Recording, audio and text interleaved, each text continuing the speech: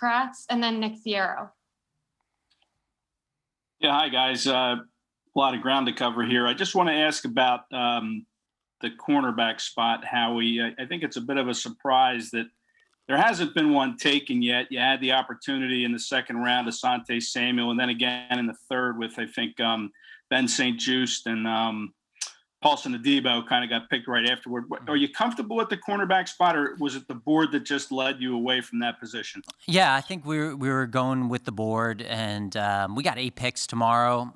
We don't start the season till September. There are other ways to skin a cat, so we just wanted to go into the draft, take the best players, and kind of go from there, and we'll see what happens tomorrow. Go ahead, Nick, and then Bo. Hi, guys. This question's for any or all of you. Obviously, the offensive lineman you drafted, and here he's had Landon Dickerson. He's played all 5 spots. Where do you think he projects best for you, or is that kind of going to be just to be determined? Yeah, we think that he's an inside guy. Guard, center, has the ability to play both. That's very valuable, right? When you're able to do both of those things.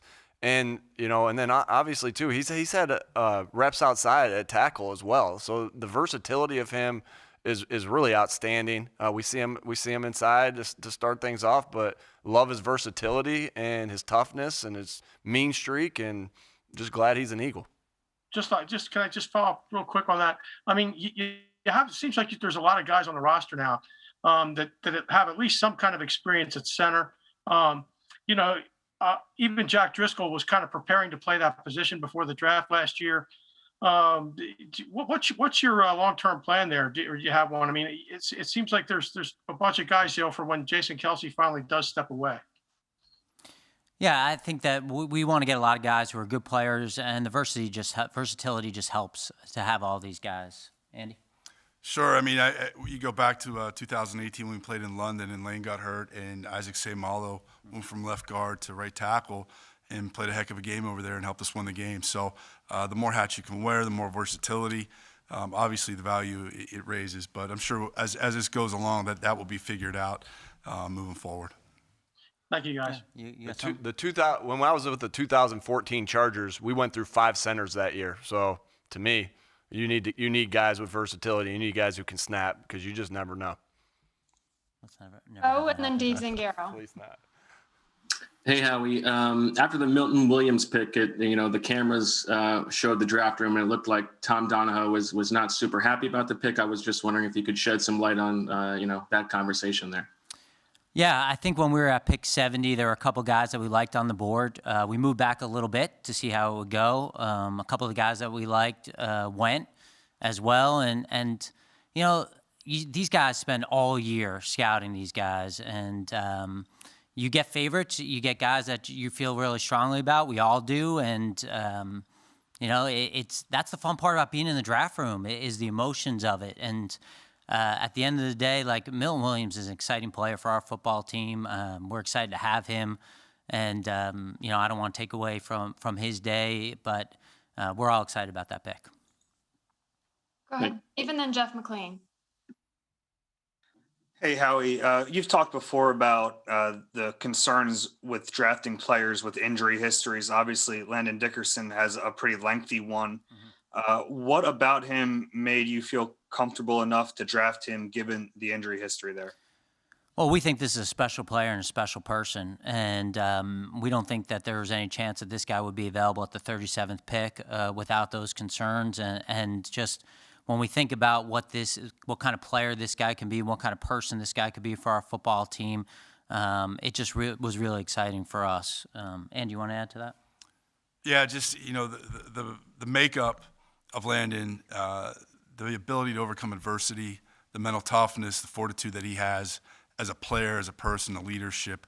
I think when he took all that into account, it made sense for us right there. And there was a comfort level, there was an excitement amongst, in the building, with the coaches and scouts. And the player, what he meant to the University of Alabama. We have great ties down there. Our scouts, Ian Cunningham, Alan Walking, Joe Panunzio here with us. He's been on staff down there. We have a lot of strong ties and relationships down there. And we knew him very well. We knew him very well. Our guys did an excellent job getting the background information. And there was just a comfort level with him there, and there was an excitement getting this caliber player at 37. If I can follow up real quickly, what was the process like to medically clear him in kind of an unusual pre-draft process?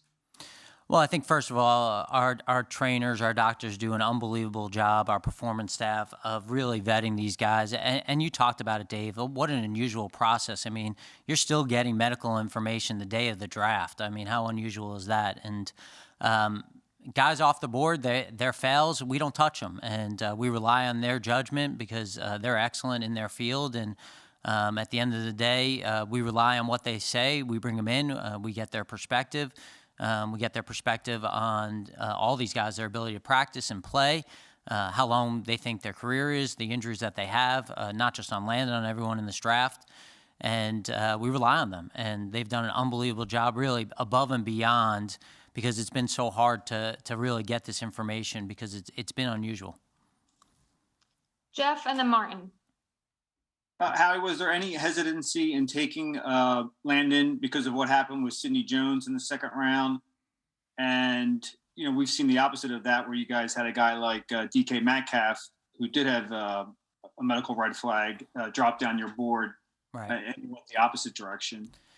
Yeah, I think you understand there's risk reward in it. And I think that, again, we rely on our medical staff to try to figure out the best way to handle these. And if guys are fails and they're off the board, then those aren't discussed anymore after the medical meeting. And again, we look at this guy as a guy that is one of the top talents in this draft, really talented guy and a culture setter for our organization.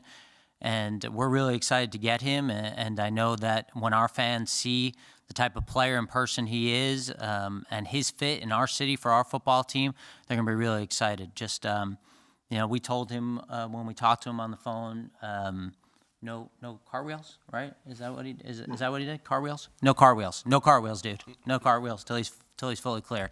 Please. Go ahead, Martin, and then Rob Motti. Hey, this question is for Nick or anybody else who wants to answer. When you draft a guy like Dickerson and then Williams, they're obviously in positions where they're behind veteran guys like Kelsey and Brandon Brooks, and on the defensive line with Fletcher and Javon Hargrave. How much does that help those guys in their adjustment to the NFL? Knowing that they're learning from guys like that, and does that help them eventually take over, 1 or 2 years down the road? Yeah, that's a great question. And there's no doubt. I mean, that's good insight by you. That there's no doubt that helps these guys, right? When they go into a place with veterans established, especially the veterans you just named, to be able to learn from those guys, like that's a big time advantage for guys. Like you learn from your peers, right? You learn from the tape of great players around the league. Well, now they get to, not only do they get to learn from their tape, they get to sit in that meeting room with them over and over and over again and pick their brain. So, and knowing Landon and Milton, they're like in the character that they have and the love for football they have, they're going to use that resource. And that's a great resource for them, and it's only going to help them excel their careers. Go ahead, Rob, and then Zach Berman. Hi, this one's for Howie. Howie, I know you can't make picks based really on public perception, but how aware are you of the overall, it's been a positive reaction following day one, and obviously you can't pay attention to it, good or bad, but it's human nature to at least be aware. So what have the past 24 hours been like for you personally?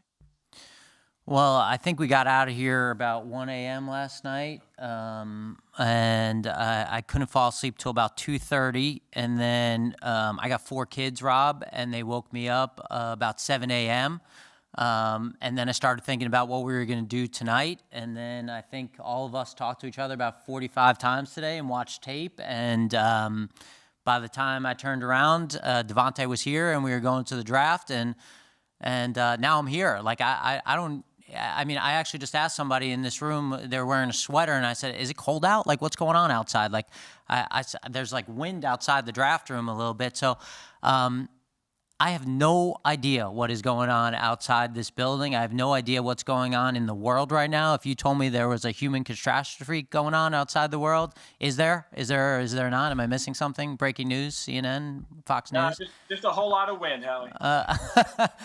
So honestly, like the fun thing, actually, Rob, you know, tomorrow night we'll all hang out actually outside. It's gonna be really fun after the draft and just celebrate being done, and that'll be fun. And then I'll go home and actually Casey Weidl, your brother, he'll put together a booklet of everyone we drafted and all the reports, and there may or may not be tequila or involved, and I will look back and go, you know, this is kind of what we did, and you reflect on it and you figure it out. But we're in the moment right now, you know, and we're focused on doing whatever we can to improve this football team and get the players and people that we think we need to climb that mountain again.